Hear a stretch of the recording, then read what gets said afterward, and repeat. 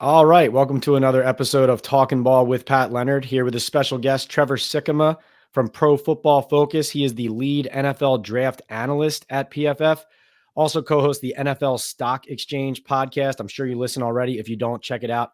Great content, and Trevor is great on it. Trev, thanks so much for being here, man. Really appreciate it. Yeah, Pat, thank you for having me on, man. I'm excited to talk a little ball, as the title is so very appropriately named, with you here doing a little Giants mock draft, baby. I'm excited for it. Yeah, looking forward to it. We're going to do a giant 7-round mock. First, wanted to just tell the listeners, though, how on point you are, not just about the NFL draft, the three sides minimum, okay, that you bring to Twitter, now X, when it comes to ordering barbecue food. I knew right away when I saw that years ago, this guy knows what he's talking about. Could you just explain the 3 sides minimum and why this is so critical? Of course, yeah. Gluttony will be my greatest legacy, even after all of my football content is here and gone. No, so I'm from the South. I know a lot of people sometimes wouldn't call Florida the South because it's a weird melting pot, but we got good food down there. And now I'm up in the North Carolina area, and there's great barbecue that's here. And I've been all over the South, all over the country, and barbecue is one of my favorite cuisines. But even more so than in other foods, I would say that there are so many great homegrown recipes when it comes to barbecue. When you go to barbecue places, when you walk in, normally like a combo plate or a platter is something like, okay, you get one meat and then you get 2 sides. Well, anybody who's been to a barbecue place before, like, you got your go-tos. Like, for me personally, like, I love mac and cheese and I love baked beans. So like, if I walk in, I'm either going to get like ribs and then those 2 sides, or brisket or those 2 sides, or maybe pulled pork or those 2 sides.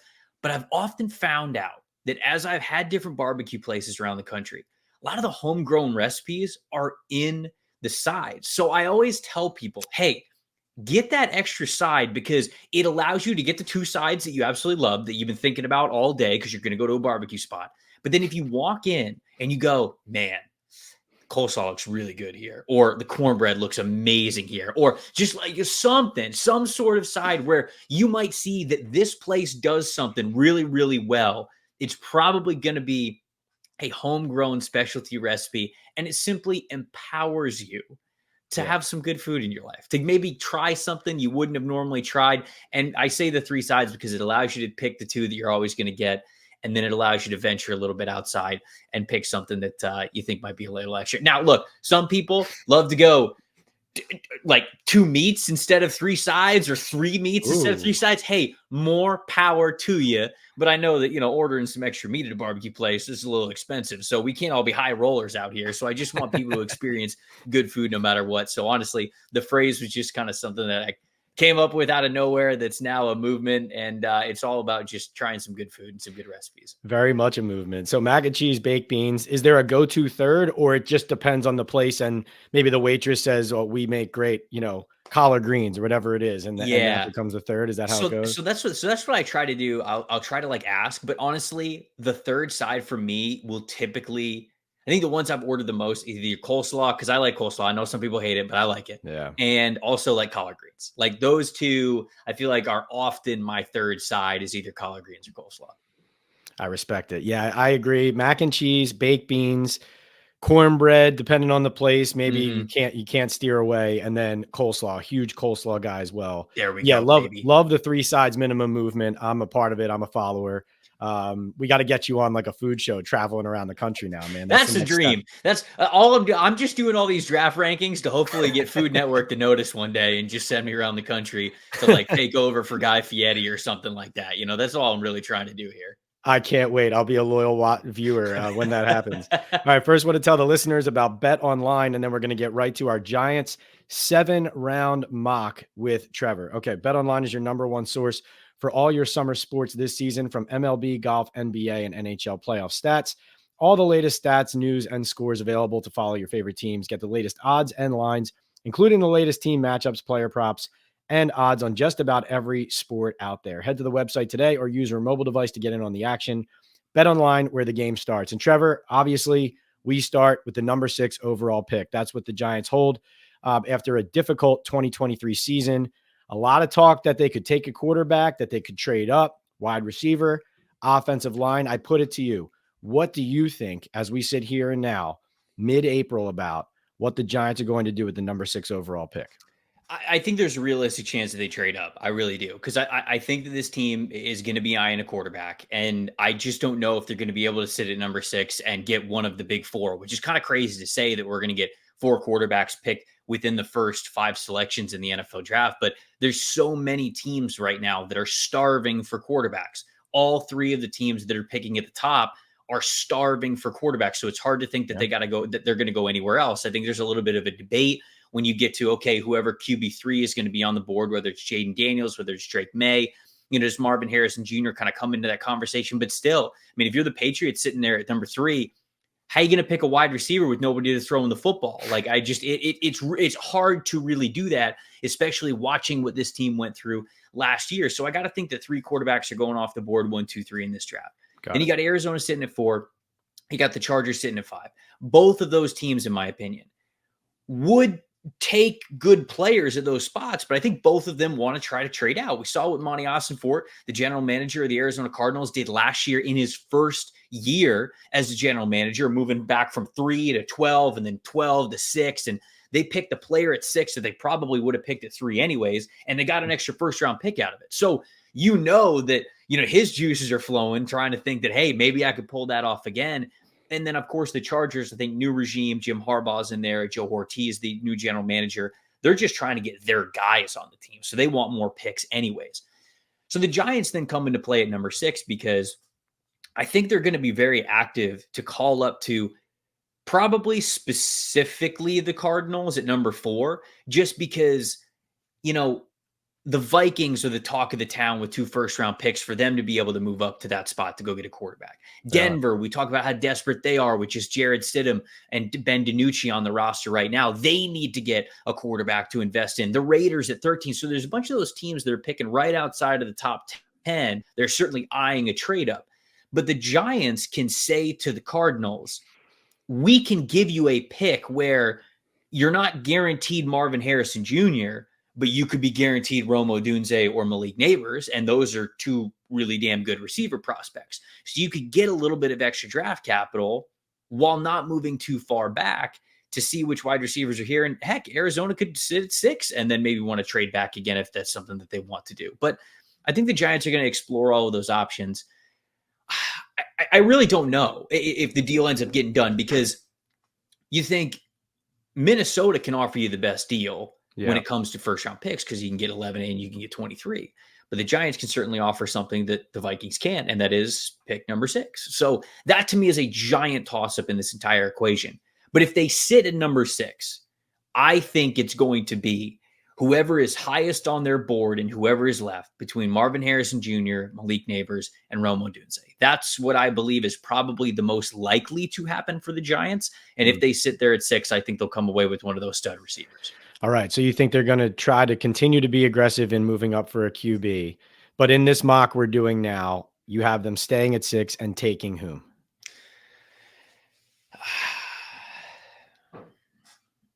Malik. This is obviously very tough. So like if Malik, we won't hold you to it, Trev. Don't worry. If Malik and Rome are on the board, I would still take Malik. He's wide receiver 2 for me. I understand that he's not that big bodied like X that's a little bit different for them. But I just think Malik's a better receiver. So I'm going to go with Malik Neighbors here. I would be picking Malik Neighbors at 6 for him. All right. So the Giants in the quarterback market, but in our 7-round mock we are doing here and now with Trevor Sikkema from PFF, we're giving the Giants Malik Neighbors, LSU, explosive wide receiver, maybe a little bit Odell Beckham Jr. magic coming from the Tigers, like the Giants know very well before it ended up fizzling out, and they traded him, of course. But Trevor, as you mentioned, the quarterbacks and kind of the rabid talk and maybe even the rabid market in the first round for QBs. Curious what you see as you've been talking to people, scouting these prospects, working through these mocks and these scenarios. And as you noted, these GMs and kind of their patterns and what their histories show and precedent, and maybe how that predicts the future. Do you feel like all of this momentum for the QBs is going to lead to 6 quarterbacks going in the first round? Or do you think when all is said and done, this is a strong enough draft at some of these other positions like receiver and tackle, that as rabid as this hunt is for the QB, it's going to fizzle out, and maybe guys like Nix and Penix, slide into the second round. If I had to bet right now, I think 5 go in the first round.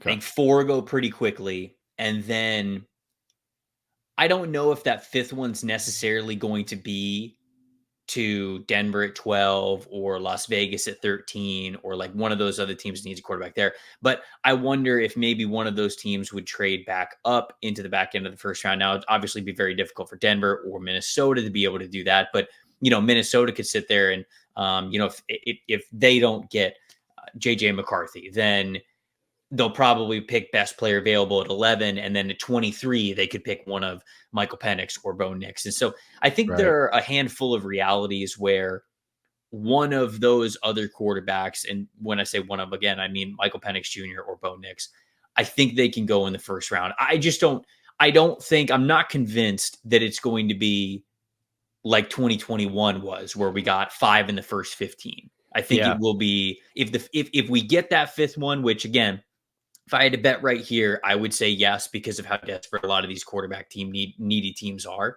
Yeah. I think it's a little later, and it's in the second half of the draft. It's towards the end of the first round. And that's kind of what I think with how the quarterbacks are going to shake up. No, great. Yeah. Penix Jr. really is a fascinating prospect between the talent, the injury history. He's like one of those guys, depending on who you talk to, you could come away from one conversation saying, man, he might fall to the mid-second because you just can't spend that high of an asset on a guy with this history. And then you come away from the next conversation like, oh, he's going 13 to the Raiders, or whatever. Right. It really is that huge of a disparity. So as we sit here here and now, just in this exercise, we have the Giants getting Malik Neighbors, the wide receiver from LSU, at 6. So, of course, if it goes differently and they get their QB there, things can change. Mm-hmm. But as we move into the second round, they traded the 39th overall pick for Brian Burns. So now they have one pick here, number 47 overall. It's the 15th pick of the second round. They acquired this in the trade with the Seattle Seahawks with Leonard Williams. So they got their receiver, Trevor. Where do you have the Giants going here? They obviously have various needs: corner, defensive tackle, offensive line, quarterback. Where would you have them going? What direction do they go here? Yeah, I've got the PFF mock draft simulator pulled up now, and I'm kind of like going through this as we kind of go through this exercise. Yeah, let's do it. Yeah, defensive line. I mean, there's a handful of guys available here at 47 after picking Malik at the top. Braden Fisk from Florida State is here. I think that he's realistic for them. I wouldn't necessarily love him for every team in the NFL because he got a little bit shorter arms, doesn't have the best measurables, still needs to hone in on that technique. But man, he plays his heart out, intense effort kind of a dude. Really good one gap penetrating 3 technique defensive tackle. And that next to Dexter Lawrence and next to Kayvon Thibodeau and Brian Burns, I mean, that is a really nice defensive line. So I think that I'm debating him at 47 here because I think he makes a lot of sense. I wonder if he can get a good defensive tackle in the 3rd round. So I'm a little bit hesitant, but corner, I mean, you could go Kyrie Jackson from Oregon to play on the outside. You could go Mike Sainristil still if you just really want a top tier nickel / safety defender. Man, that might be where I know you signed Jalen Mills, but and that might be where I go because he's somebody who I think starts right away for them. And then offensive line, that's the other spot. I know they made a lot of different additions. They brought in Jermaine Illuminor. They brought in John Runyon. You obviously have Evan Neal as well that you're throwing into that mix. You have John Michael Smith from last year's class. You got Andrew Thomas. You're good there. You signed Aaron Stinney as well. So you're not exactly sure what your best 5 is going to be. Yeah. But none of the offensive linemen that I think I would take a chance on really lasted until 47. Okay. So who was the corner there that you loved for them? I'm thinking about Kyrie Jackson from Oregon because he's got the size, speed, physicality combination. He's a former Alabama Crimson Tide guy. Was not on the team at the end of, I think it was 2021 season. He faced some discipline there, ends up going to Oregon, and really showed out this past year, showed again what his talent level was like. And again, if you get that in the NFL, I think that it's starting caliber. So I'm thinking about him here. I I might like that the most. I might go Kyrie Jackson from Oregon here, and then probably see what defensive tackle is available for us in the third round. So that's probably the way that I'm going to do it here. Let's go Kyrie Jackson, the corner from Oregon here in the second round. Let's do it. And Trevor, I'm sure you're aware of this, monitoring all 32 of these teams, but with the Giants fan base in particular, it is so interesting, the split in, like, there are some fans who, if the Giants don't take a quarterback at 6 overall, or definitely in the top 2 rounds, it'll be a revolt. We don't have a solution at that position. How could we not take a quarterback, especially since the organization has shown some desire to get a guy in to develop? On the other hand, we just talked to Adam Schefter yesterday. He's talking about this is a team that needs to win and knows that their roster is not good enough. And there's a large percentage of the fan base that is well aware, like, we need a better receiver. We need a better defensive tackle. We need a starting corner opposite Deontay Bennett, right? And this is not a team that, like, it's a rebuild, but this is year 3 already of this regime. Mm-hmm. And so it's a long way of me saying that you can do these different mocks and have it play out a lot of different ways. There is a section of this fan base, and maybe even this organization ends up going this direction, where you have a coach who's pretty much on the hot seat and a GM who there's some pressure to continue to show progress. In your scenario here, you're not getting the young QB yet, but you're getting a wide receiver who's starting for you immediately and is your best weapon offensively with Saquon Barkley gone. And you're getting a starting corner on the outside with 2 premium picks. So I think it's a really interesting exercise, and I'm excited to see where we go now as we move to round 3. This is number 70 overall. This is the 6th pick of the third round. So the Giants have 6 picks total.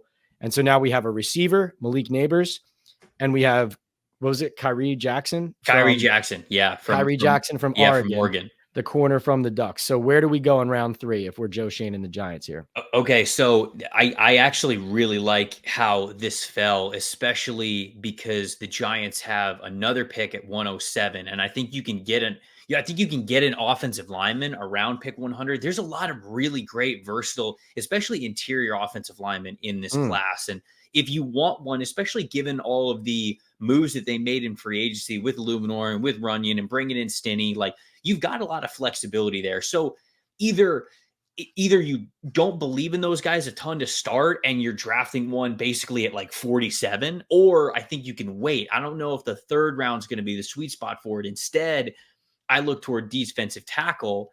And again, I'm trying to put together like the best front 4 I could get. Brandon Dorlus from Oregon. I promise I'm not an Oregon alum here. I'm just picking good football players. All good. Yeah. He is somebody who I really like in this class. He is a bit of a tweener player because the first 2 years that he played at Oregon, he played around like 290, 295, and he was more of just an interior defensive tackle. But then they moved him a little bit more towards like a 4-eye technique and even a 5 technique, more of a heavy-handed defensive end over the last couple of years. I like him better inside, and I think that's going to be his best spot at the NFL level. But I think that versatility is also really good, right? Because Dexter Lawrence is so good of a player because he can dominate anywhere from a 0 technique to a 3 technique. You'd even put him in 4-eye, and he's quick enough, he's strong enough to be reliable there. I think Dorlus, in his size and strength combination, not to a Dexter Lawrence level, but gives you the ability to say, like, okay, hey, we want to get creative here on this down. Let's go an odd front instead. We'll have Burns and Thibodeau standing up. And then all of a sudden you could have Dorlus, you could have Rakeem Nunez-Roches, you could have Dexter Lawrence, like, with their hand in the dirt. And all of a sudden, like, that is a feared 5 that you've got on the line of scrimmage. So to me, as I'm kind of like looking at positions here that make sense for them, sort of relative to needs, and also you want to pick best player available. If you have the opportunity to get Dorlus here at the beginning part of the third round, I think his talent level is better than this. There just might be a little bit of versatility. What is he? Does he fit on our team that might make him slide a little bit? But he's a dang good football player, and I think he proved that this past year. He proved that at the Senior Bowl as well. So I'm going to go Brandon Dorlus here and set up a pretty good defensive front here. Interesting. Yeah, no, and this to support this too, I know the Burns trade looks like, oh, the Giants just made this enormous investment on the defensive front. Now they're going to go address other things. But I know they've been scouting the pass rushers. They know they have to reinforce the interior. They want to continue to reinforce the defensive line. Like Adisa Isaac from Penn State's a guy that they've spent some time on, I know. So they know. And listen, the Giants, whenever they've won, we both know it's been getting after the quarterback, right? Yeah, That's been the 100%. bread and butter for every team that they've had that has won a championship. And so I love where you're going here. I think a lot of Giants fans will love where you're going here. So we have Malik Neighbors, the wide receiver from LSU in the first round. We have Kyrie Jackson, the corner from Oregon in the second round. And we have Brandon Dorlus, the defensive tackle / end from Oregon in round 3. So we go to round 4, pick number 107. Now the Giants have drafted 2 guys onto their defense after going round 1 at corner with Deonte Banks last year as well. So, and now also going Kayvon Thibodeau, number 5 overall in Shane's first draft. So really showing you what they needed to do with that defensive side of the ball to just kind of rebuild and retool this. But where do you have them going then in round 4 at 107? Yeah, I'm thinking it's going to be something on the offensive side of things. I think the wide receiver room is decent. There's not somebody, especially with Malik now as wide receiver 1. Yeah. There's not somebody who's like calling out to me as a reason to double dip at receiver. Obviously, like Thomas is locking down left tackle. You figured either Neal or Luminor is going to be good enough next year to hold down that right tackle job, because I thought Luminor's been okay at doing that to this point in his career, especially recently. Runyon, somebody who could be a decent starter for you. So wait, are you not considering quarterbacks here? So I don't know. I don't think a quarterback is left, honestly. Like, I think, we don't really have a quarterback who's left at round 4 that to me would be worth it, right? Because it's Daniel Jones, you have Drew Lock, obviously you have Tommy DeVito as well. So to me, unless you are getting a clear upgrade from Daniel Jones, I'm not just going to take a flyer on a quarterback just because he's a quarterback. Like, I think now this is, to me, like, obviously you set the table well when we were discussing in the second round. I am more towards the opinion that either you're making a major splash for a quarterback in the first round, or if you're the Giants, you're probably not picking one at all, because I think that it's more advantageous to you, especially because you have Daniel Jones, and honestly, like, you have Drew Lock too. I don't think Drew Lock's going to save the franchise, but like, again, unless maybe if like Penix gets to 47, then you really have that conversation. But Penix didn't get to 47 in our simulation here. So him and Nix were both off the board. I think there's a good chance that both of them are off the board by the time we get to 47 in the real draft as well. I agree with that. You could convince yourself, like, okay, maybe I take Spencer Rattler here. But again, like, there were too many good football players on the board, and I like Rattler. Like, I really do. I think if I was going to take a chance on a guy somewhere on day 2, it'd be him. But even that part of the conversation is tough for me, because it's like, how many of those guys really pan out? So at that point, like, are you almost just kind of, it seems harsh, but like wasting a pick just to tell yourself you drafted a quarterback and just be like, oh, well, we took a stab at one. Well, that doesn't really matter. Good quarterbacks go early. Good quarterbacks go at the top of the draft. So to me, I am of the camp of, especially given the fact that they've got 2 veterans in the room, and then you could throw DeVito in there as well. If you're not drafting one in the first round, if you're the Giants, I probably would not be drafting one at all. And that's just my take on it. Well, no, it's interesting. About an hour before we started this podcast, Dan Duggan, who's on our beat with The Athletic, he reported that there's actually incentives in Drew Lock's contract this is interesting, Trevor. Like, usually contracts get over-reported. Like, oh, it's 1 year up to $8 million. And then you find out, oh, it's only 1 year, $5 million. Lock's got reported as 1 year, 5. And then there was this chatter, like, he realized that the Giants were telling him he had a chance to play a lot. I talked to sources who said the same thing. He thought he was going to have a chance to start and compete. And then it comes out now from Dan that the contract has $3 million worth of incentives of like playing time, 40% of the snaps, 50% of the snaps, 60%. So that goes into Daniel Jones's health, but also into, like you said, about maybe they really do view Drew Lock as a guy who's going to play significantly. And that could lean towards not selecting a quarterback. Right. So that's possible. One name I want to throw at you in this area of the draft, and I know people like yourself who know more than I do about these college prospects, he seems like a polarizing name. Joe Milton from Tennessee. Sure. What do you think of him?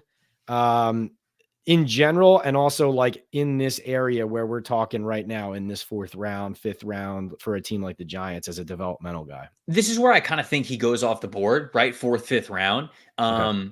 But and I think again, teams are just going to take a chance on the traits, right? I think he's got the biggest arm in the class. I mean, the guy can throw 90 yards. Like it's wild. I mean, him, Josh Allen, Anthony Richardson, like those dudes just can throw the ball an absolute mile.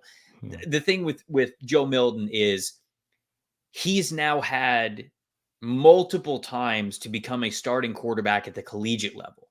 He had the opportunity to do so at Michigan, and then he lost the starting job. He transfers over to Tennessee. He was supposed to be the starting quarterback for Tennessee. Hendon Hooker beat him out, and it took Hendon Hooker obviously leaving, and then he got the job this year, so he started for a full time this year. And there are some nice plays. Obviously, he's just got a howitzer of an arm. He's got arm talent for days, for distance and velocity. He's also a big dude, mobile dude. So he's got all the physical gifts. And again, this point of the draft, that's when you take the guys that have the physical gifts and you hope the rest kind of comes. But it's hard for me to believe that the finesse parts of his game, the touch throws, the natural accuracy, it's hard for me to believe that that's going to come for him at the NFL level, because he had 5 years to do it in the college level and multiple programs to become a starter and was not able to do it because of those inconsistencies. So like the footwork's not married up with the throwing motion, the accuracy, just the natural accuracy. I think when he's not throwing a fastball is not there for him. And so there's just a lot of things that he needs to get better. So again, like for the Giants specifically, this is just my take. Other people might see it differently. Right. I would not use a draft pick on a player like that because I don't think that moves the needle of their quarterback room. Even though your arm talent in the quarterback room certainly gets better, because it has to be, because he's got an incredible arm. You're still taking Daniel Jones, even for his up and down, like the experience that he has at the NFL level, because he's shown you that, he's a roller coaster, but he does have the highs. I don't even know if Milton has the highs at this point. I think the same with Drew Lock. So that's what I would think about a quarterback spot. Milton's no, thank you. That's great insight. Milton he's almost the example of, it's almost dangerous to scout a guy like this during the pre-draft process, stand there and watch him in person, like at the combine, like for somebody like me, I've watched his games, but like I haven't seen him play a game in person. But I'm watching at the combine and the Senior Bowl, and before I even noticed the helmet, I just said, "Who the heck is that?" Right. And so that's the kind of guy he is, right? Like you look at him, you say, "Yeah, put him on my team." Right. Like I'm drafting him first if we're going 11 on 11 right now. But I said, people like yourself who are experts who know more than I do about these guys' histories and the collegiate game, I can see, the shortcomings and why it's a risk. And also, frankly, where the way this mock is shaping up for us with the Giants, like you said, we're right now addressing the team here and now and filling gaps on a team that's hoping to compete in the NFC East here. So drafting Joe Milton III, if he's not a guy who's meaningfully improving the quarterback room this year with that pick, where in round 4 you can get an offensive lineman or another weapon, then the way we're going here right now, that doesn't seem to be the direction to go. So, all right. So round 4, 107, where are we settling there? Yeah, so they don't pick for a while after this, 166 and then 183. So I'm looking at two different spots. I think I'm torn, because this is probably the last time that they'll be able to get like some sort of expected contributor, right? Because everybody loves like, like who are you going to get in, round 6 or round 7? And sure, I can give you some names, some guys who have some traits, but at the end of the day, it's more likely than not they're going to be a special teams player, or probably aren't going to make this team. So it's hard to get that far and really depend on it. So with this 4th round pick, when you go through mock draft formats, you got to kind of think like, all right, this is the last realistic spot that you're going to get a starter. So I look at all the additions that they had on the offensive line, and I wonder if drafting somebody in the 4th round, again, sort of like the quarterback conversation, is that worth it? And it could be, but what about this running back room? Right? Like I feel as though certainly Saquon Barkley's departure is a big one. They bring in Devin Singletary, but I mean, I think I'm asking you at this point, like, would you be against a running back addition here at the beginning of of day 3? What do you think? No, I'm for it. In fact, I noticed Joel Thomas, the Giants running backs coach, on the floor for the combine, running the drills, specifically standing there at the catch point when they're catching those out routes and turning up the sidelines, because this is something like Singletary's addition. well, the funny thing, I think it's so funny. They add Singletary, and and everybody remembers when Brian Daboll had Devin Singletary as his running back, he never ran the ball. you know, like he never That's ran true. the ball. Now you don't have Josh Allen as your quarterback, but clearly pass protection and catching the ball out of the backfield are things that's things Singletary can do. And I think that's something that the Giants are looking at, especially in this draft.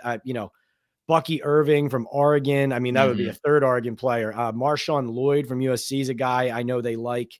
I don't know how you think how high Blake Corum would go, but he's probably higher than this, I would think, on people's boards. But Yeah.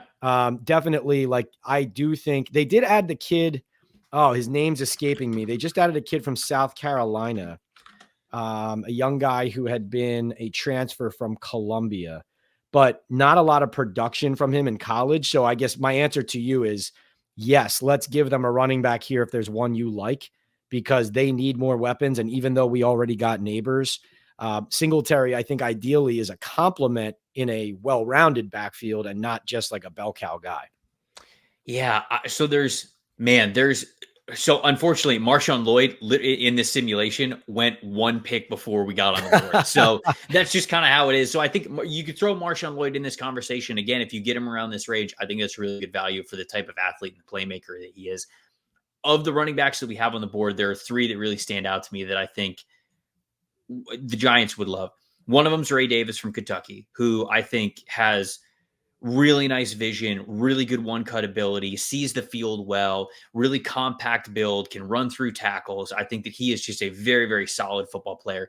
Tyrone Tracy from Purdue, former wide receiver. I think he played wide receiver in college for 4 years and then ends up going over to the running back position almost because he wasn't not standing out as a receiver. But even though you'll watch him run and you'll kind of be able to tell, like, okay, you don't look as much like a running back. You just kind of look like a backyard athlete back there getting the ball. Gotcha. He's got some wiggle, man. He's a big time playmaker. He likes to make defenders miss. Obviously, as a receiver out of the backfield, that speaks for itself with his wide receiver background. So he's somebody who's got really nice athleticism, really unique contact balance, a unique running style. And then the last guy, super productive running back, Isaiah Davis out of South Dakota State. This guy was really productive when he was in high school, super productive when he's been at the FCS level with South Dakota State.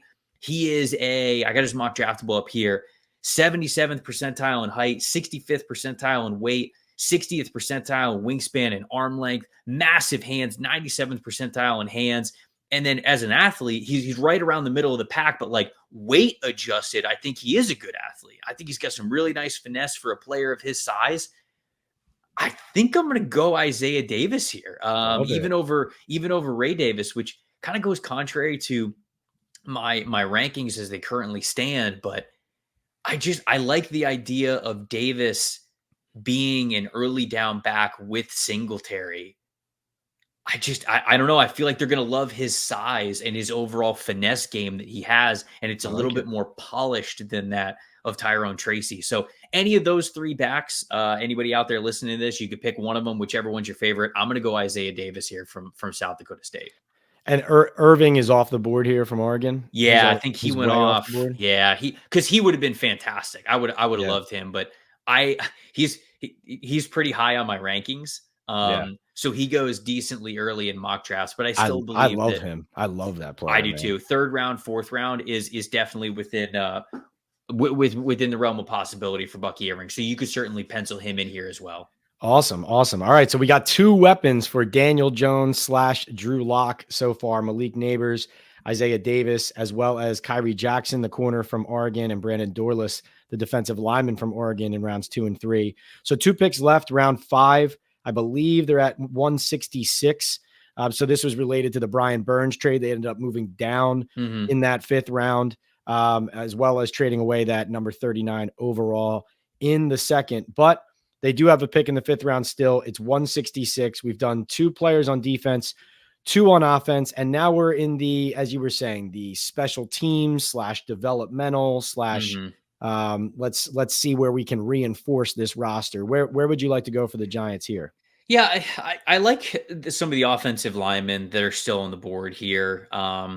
So I feel like maybe now you just take a chance on one of these guys. There's two guys that are standing out to me that are on the PFF big board here as I'm running the simulation. Javon Foster, who is a 3-year starter, really steady player from Missouri, super smart, high football IQ, just not a great athlete. You're not going to want him out on an island against NFL pass rushers, but somebody who just did his job very, very well, whether it was zone blocking or man or gap scheme blocks. It feels like he could do it all. He understands just the offensive, the way that you play offensive line, but again, just a little bit limited of an athlete. That's why he might be available here in the 5th round. So he's on the board. Is he a tackle projected to guard, or what is he? He is. I would say he's probably only a tackle because I don't know if the feet are quick enough for guard, which I think is an underrated part of when people just mention like, oh, he's not good at tackle, let's kick him inside.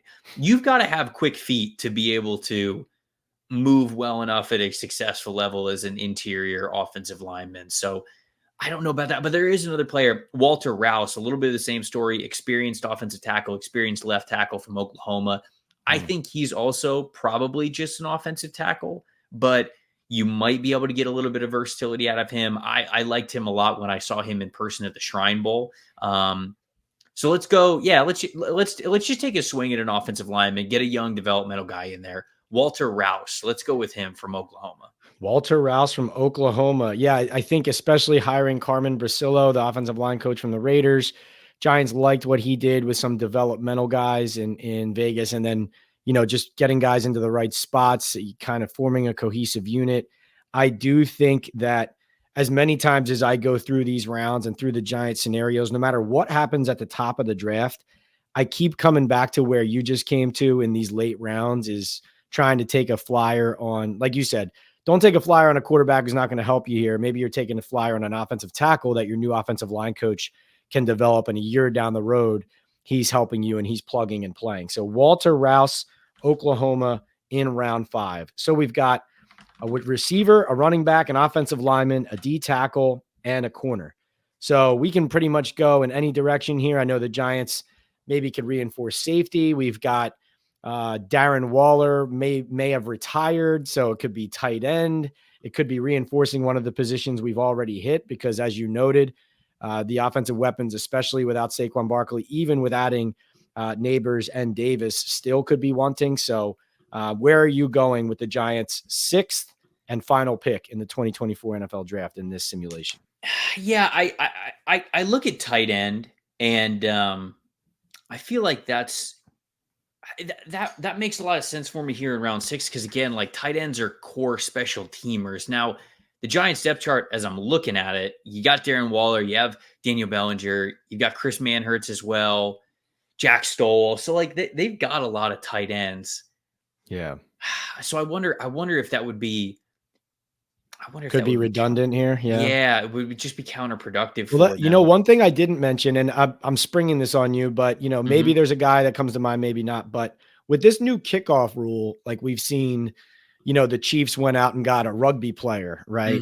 And, that's something that even when you look at a lot of people's draft rankings, it's sorted by receiver, running back, corner, et cetera. But, you don't pigeonhole guys really into this guy's just a returner and you're going to draft him in the 4th. But if the Giants were to say in round 6, go for a weapon who at the very minimum could be like your return guy who might be able to break a few, in this new rule that is encouraging returns. It's encouraging maybe some big returns, better field position.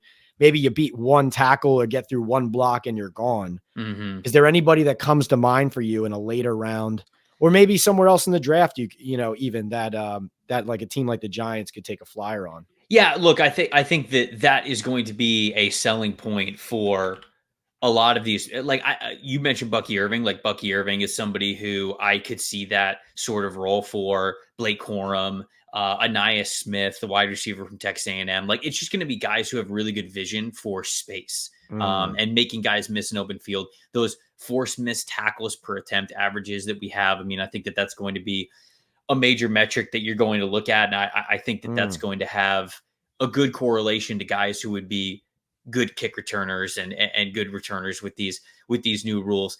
I guess with that in mind, he's sort of like the receivers that they have now, but maybe you like him in open space. Anthony Gould, the wide receiver from Oregon State, he's still on the board here in the 6th round, and he's fast, man. He's a smaller, faster slot receiver, but he's got that kick return and punt return experience, and so maybe that's somebody who, if I know that they've got some shorter players on the roster now, but like, maybe he can take over as that like wide receiver 5 who ends up being the best returner on the team just because of that speed and that make you miss ability. So we could do that. We could go with Anthony Gould and try to hit a home run with a little bit of a return advantage here. So the wide receiver from Oregon State, we'll go with him here. I love it. I love it. Okay. So to recap our 7-round Giants mock with Trevor Sikkema from PFF, we've got Malik Neighbors, number 6 overall from LSU. We've got Kyrie Jackson, the corner from Oregon, in round 2. We've got Brandon Dorlus, the defensive tackle / defensive end from the Oregon Ducks, in round 3. We have Isaiah Davis, the running back from San Diego State, to help reinforce that backfield that lost Saquon Barkley in round 4. We have Walter Rouse, the offensive tackle from Oklahoma, in round 5, a guy that you can develop, hopefully turn into some good depth, possible starting potential down the road. And in round 6, taking a flyer on Anthony Gould, the wide receiver from Oregon State, who's got some big play ability. Trevor, this has been fascinating. I'm really interested in, I have to admit, I went into this mock thinking, where is the quarterback going to be taken? And we just did a mock where we didn't take one, but you can make a strong argument for every single thing that we did for the Giants based on the roster composition. So I think this has been a fascinating exercise. Is there anything you feel is worth noting on your end based on, how you've looked at the Giants draft, how you've looked at the top of the draft, anything that has stood out to you about, the direction that they could go or how these dominoes could fall at the top, quarterbacks, trades, any pick that you feel like everything is hinging on? Just curious, because you're in this draft like 24 hours a day, 7 days a week. Sometimes I don't ask the question that's right in front of my face, the insight that you've got at the ready, but I just didn't ask you about. No. It really does. I don't mean to be, give the obvious answer, but it all just hinges upon what they want to do at 6, because like you said, it certainly seems like they don't believe they have a quarterback on the roster right now that can win them a Super Bowl, right? That can win them a division, that can bring them back to the top of the NFC East. And whenever that's the case, you've got to do whatever you can to remedy that, right? You've got to be able to get somebody in the building. So it comes down to how aggressive they're going to be at number 6 to move up and get a quarterback. Are they talking to even New England, right? Are they trying to get to 3? Are they trying to get to 4? Are they trying to get to 5? Whatever it is. So that to me is the big question mark for the Giants, and everything hinges upon that, because obviously we did a mock draft here where they sat at 6, didn't have a quarterback option that was there for them at 6. And then I didn't take one because at that point, Spencer Rattler would not move the needle for me this year for this team. And you could, again, like, you can say to yourself, like, oh, we took the flyer on a quarterback. Like, can you imagine if the Giants, are getting torched at corner this year opposite Deonte Banks, and they're sitting here not even playing, Spencer Rattler, and they go, well, we still took the swing at the quarterback who wasn't ready this year. That's because Dable might be gone, Joe Shane might be gone, at that point. So it's basically you're either pointing to the fence and you're trying to take a home run at the quarterback spot, or you have to say, we're going to build the team the way that we need to. And then next year, we are going to be even more aggressive to go get one. We're probably not going to be great this upcoming season, but next year you can get out of Daniel Jones' contract. Next year you're out of Drew Lock's contract, and you're just absolutely all in trying to go in with that quarterback. And hopefully you have, because here's the thing too. Yeah. The additions that we had, Malik Neighbors, Kyrie Jackson, Brandon Dorlus, even Isaiah Davis, those, sure, they're addressing needs for 2024. You hope those players are starters for you in 2025, 2026. You hope you're building multiple starters here. Now, it doesn't often have a hit rate that's that high, but to me, again, it's not this, oh, you either draft for this year or you draft for the future. if you don't draft a quarterback at 6, you can still set up the future pretty well. And depending on with the record that you get next year, maybe it's extremely well and you end up picking in the top 5 and you're getting the quarterback that you want. And they're coming to a team and a roster that's a lot more filled out than it was this year. So that's just kind of how I view the Giants overall. I'm just fascinated to see what ends up happening with them at 6. Yeah, no, we really appreciate your time. Remember, everybody, we are sponsored by Bet Online, also by Estate 98 Coffee. It's an Esencia de Cafe from El Salvador. Dates back to 1798. This has been Pat Leonard, Talking Ball, and Trevor Sikkema, the lead NFL draft analyst from PFF. He's on the NFL Stock Exchange podcast. Go check him out. Go check out his mock drafts. He's dropping content daily leading up to the NFL draft and through it. Trevor, thank you so much for being here and for doing this. We really appreciate it. Appreciate it, Pat. Anytime, my friend.